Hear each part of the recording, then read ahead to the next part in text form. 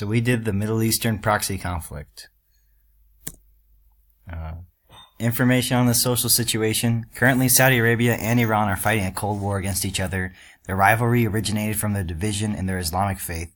Saudi Arabia is seen as the leader of the Sunni faction of Islam, while Iran is seen as the leader of Shia faction of Islam. The ideology division has caused these countries to fund terrorist organizations that align with their beliefs. The terrorist groups then fight each other and with little oversight, but still have equipment and monetary support from the countries, causing refugees to come to run away from all the terrorist-affected areas. Statistic number 1. Over 20 million Yemenis need humanitarian assistance. 2 million are in desperate conditions and deprived of basic needs, and 1 million Yemenis are returning to their homes that are dangerous because they have lost hope of waiting out the war. The Yemenis civil war continues to rage on, and then the country will be in shambles because of the two other countries' feuds, which are Iran and Saudi Arabia. According to Martin Reardon from Al Jazeera, for Saudi Arabia, what happens south of their border is a matter of grave national security. They cannot allow instability there to give Iran a solid foothold on the peninsula. At that moment, Iran is funding the Shia-led side as the Saudis supports the Sunni side. Yemen gives Iran a way to compromise Saudi's borders if any trouble is brought to Iran's buffer countries or their own. Statistic number 2. Syrians continue to be the largest forcibly displaced population in the world, with 12 million people at the end of 2016. That's more than half of the Syrian population. If these people are running away from their home, then these conflicts are too dire to be ignored. War rages on in the country because of Shia militant groups. For example, the Qawat Abu Falad al-Abbas are fighting Sunni militant groups, the Shabiha, indefinitely with foreign involvement to complicate matters. These groups are funded by Iran and Saudi, meaning the conflict in this country could be everlasting because the funding countries are not affected directly. Also, Syria's borders Saudi Arabia, so if Iran lets the country stabilize, then Saudi can establish a buffer country, hurting Iran's influence over Saudi Arabia.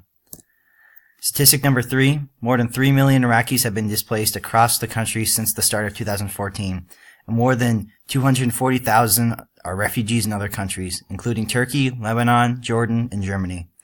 This country is another example of war ravaging a country to the point of its collapse, resulting in refugees leaving their homes because of conflict. Personal account number 1.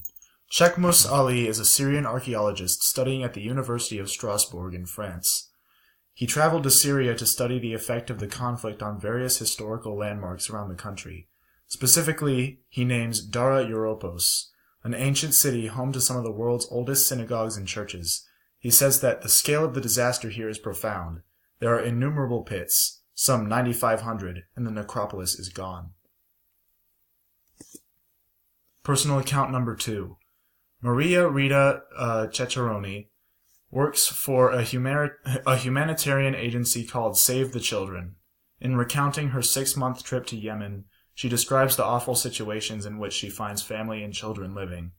She says that the most heart-rending episodes involved undernourished children devastated by cholera. She wanted to help them, but in this devastating war, it's extremely difficult to deliver humanitarian aids, especially to remote areas, so there wasn't much that she could do. She says, to put it frankly, in some cases it's horrendous. So, for our well-known spokesperson, we chose well-known German actor Navid. Navid was born, he was born in Tehran, Iran in 1985, and his family escaped to Germany when he was 4 years old due to the Iran-Iraq war. We chose him as a spokesperson because he is a survivor of the Middle Eastern conflict between Iran and Saudi-backed Iraq. What is being done to resolve this Cold War? UNICEF, which is an organization that works with relief agencies to help children, it gives vaccines, malnutrition treatment, water, and school supplies to the citizens. Doctors Without Borders operates in 13 hospitals around Yemen providing medical help to the citizens. And the International Rescue Committee, which provides medical training, supplies, and drugs to hospitals.